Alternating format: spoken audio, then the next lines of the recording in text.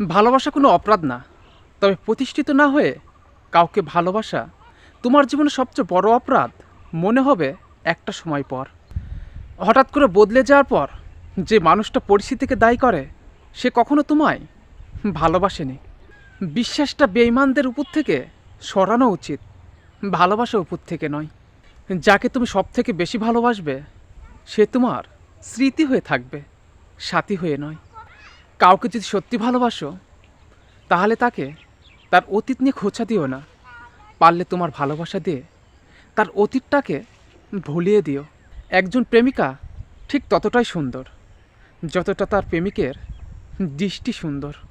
অজুহাত আপনকে পর করে দেয়, আর অনুভূতি পরকে আপন করে নেয়। কথাটা সত্যি, সুখে থাকলে ভালোবাসা মানুষের অভাব হয় না, আর দুঃখে থাকলে নিজের ছায়াটাকেও পাশে পাওয়া যায় না। মানুষ পরিবর্তন হয়ে যায়, হয়তো কারো কারণে, আর নয়তো কারো জন্য। ভালো লাগা আর ভালোবাসা এ দুটোর মধ্যে অনেক তফাৎ। ভালো লাগা শরীর খোঁজে, আর ভালোবাসা হৃদয় খোঁজে, দুজন সারা জীবনের জন্য এক হওয়ার জন্য। মানুষ হঠাৎ করে হারিয়ে যায় না, হঠাৎ করে ধীরে ধীরে দূরত্ব বাড়িয়ে জীবন থেকে চলে যায়। মানুষ হারিয়ে গেলে খুঁজে পাওয়া যায়, কিন্তু মানুষ বদলে গেলে তাকে আর ফিরিয়ে আনা যায় না। কাছে থাকতে ভালোবাসা মানুষটাকে আগলে রেখো, চলে গেলে হয়তো বুঝতে পারবে, কিন্তু ফিরে আর পাবে না। সে কারণে ভালোবাসা মানুষটাকে কাছে থাকতেই মূল্য দাও, যেন সে হারিয়ে না যায়। মেয়েদের অনুমান শক্তি খুব প্রখর। কেউ যদি তাকে ভালোবাসে তাহলে সে খুব সহজেই সেটা অনুমান করতে পারে।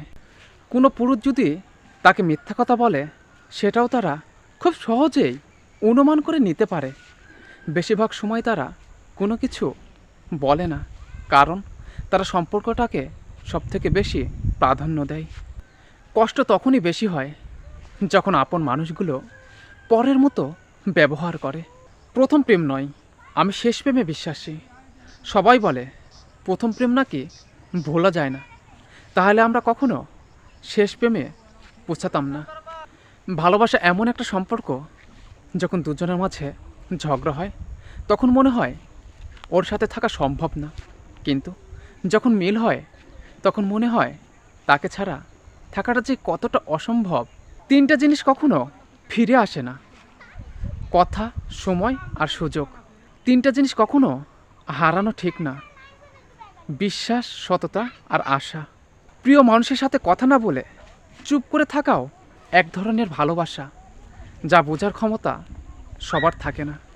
যারা সত্যিকার ভালোবাসে, একে অপরকে বোঝে, তারাই শুধু এটা বুঝতে পারে।